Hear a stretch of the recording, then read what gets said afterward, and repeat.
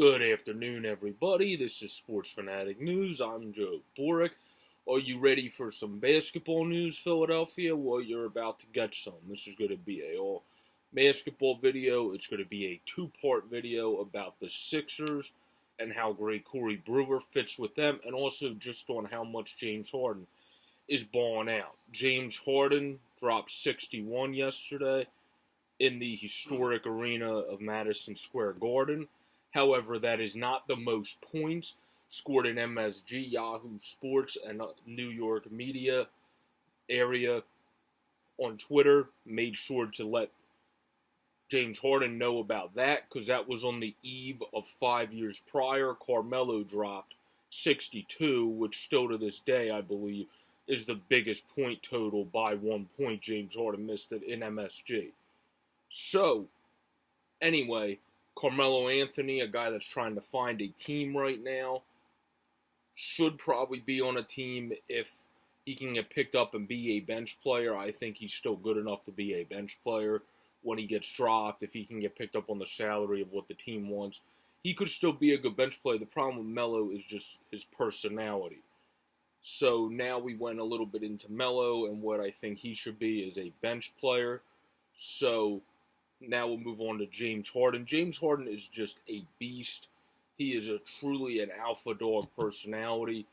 He obviously wanted to have a second helping hand on the team, which he didn't have for any of his years in Houston until last year when CP3 became a thing. But then CP3 hasn't been nearly as healthy as he has been earlier in his career before Houston, since being on Houston.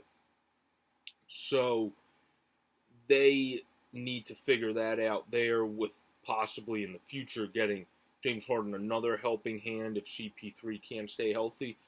But credit where credit is due. He dropped 61 yesterday. The dude's averaging a mammoth of points. He's getting better and better on the assist sheet each year, getting better and better at passing.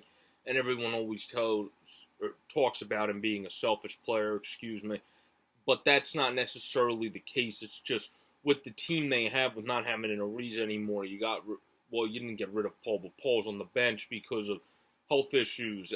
So he's just really stepping up to the plate. It's the same level style of play we always see from James Harden, trying to make those step back threes, trying to drive to the paint to get the fouls. Most of his points, I think it was over 90% they said on First Take the other day, are at the three-point line or at the free throw line. And then the rest are usually on drives and stuff of that nature. So he's just a freak of a scorer everywhere.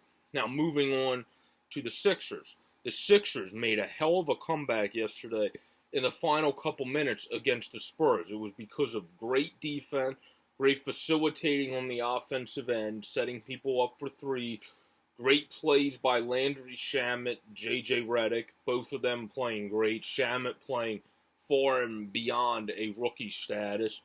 He is really showing out this year and really being a great surprise for the Sixers. And also you have Ben Simmons. Even when he misses them, he did make a big one yesterday, but when he misses them, is shooting those fadeaways a little bit farther from the net. And at the very least, it's good to see Ben shooting those shots to work on his game better. If he misses them, it happens. It's like they said in Sixers Outsiders after the game.